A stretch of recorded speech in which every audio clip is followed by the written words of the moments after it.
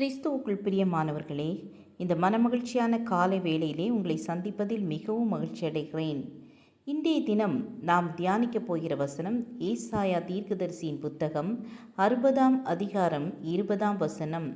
உன் துக்க நாட்கள் முடிந்து போம். துக்கம் எந்தெந்தைக்கும் நீடித்திருக்கப் போவதில்லை. கர்த்தர் அதற்கு ஒரு முடிவு உண்டாக்குகிறார். உன் துக்க நாட்கள் முடிந்து போம் என்று அன்போடு ஆறுதல் படுத்துகிறார். அவர் அடித்தாலும் அரவணைக்கிற தேவன், காயப்படுத்தினாலும் காயம் கட்டுகிற தேவன், ஒரு தாய் தேற்றுகிறதைப் போல தேற்றுகிறவர், தகப்பன் பிள்ளையை சுமக்கிறதைப் போல சுமக்கிறவர். அவரே நம் துக்க நாட்களுக்கு முடிவை உண்டாக்குகிறார். இரவுக்கு அடுத்து ஒரு பகல் உண்டு, தோல்விக்கு அடுத்து ஒரு ஜெயம் உண்டு, கண்ணீரின் பள்ளத்தாக்குக்கு அடுத்து ஒரு நீரூற்றுண்டு, மாறாவுக்கு பின்பு ஒரு ஏலிம் உண்டு. அப்படியே துக்கத்திற்கு அடுத்து ஒரு சந்தோஷமும் ஆறுதலும் நிச்சயமாகவே உண்டு. மாணவர்கள் இறுதி தேர்வுகள் எப்பொழுது முடியும் என்ற எண்ணத்துடன் படித்தாலும் பரீட்சைக்கு அடுத்து விடுமுறை உண்டு. பரீட்சையின் வழியாகத்தான் நாம் வெற்றிக்கு கடந்து வர வேண்டியதிருக்கிறது.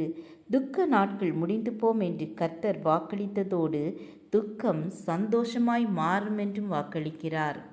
அந்நாளுக்கு துக்க நாட்கள் இருந்தன. ஒருபுறம் மலடி என்ற வசை சொல், மறுபுறம் அவளது சக்கத்தியால் நாள்தோறும் அவளை புண்படுத்தி பேசப்படும் அவச்சொற்கள். ஒரு நாள் தன் துக்கத்திற்கு முடிவு உண்டாக்கும்படி தெய்வ சமூகத்தில் போய் கண்ணீர் விட்டு அழுதாள்.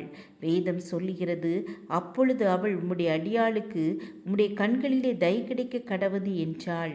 பின்பு அந்த ஸ்திரீ புறப்பட்டு போய் போஜனம் செய்தாள். அப்புறம் அவள் துக்கமுகமாயிருக்கவில்லை.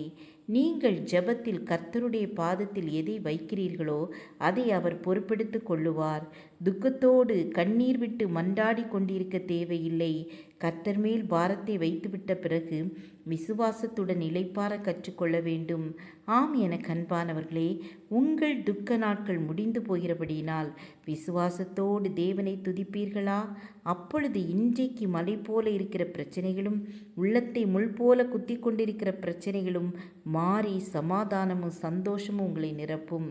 ஜெபம் செய்வோம். கிருபையும் இரக்கம் நிறைந்த கர்த்தாவே, நீங்கள் எங்கள் துக்கத்தை மாற்றப்போவதற்காக உமக்கு ஸ்தோத்திரம். எங்களை உம்முடைய பாதையிலே வழி நடத்துகிறதற்காக உமக்கு ஸ்தோத்திரம்.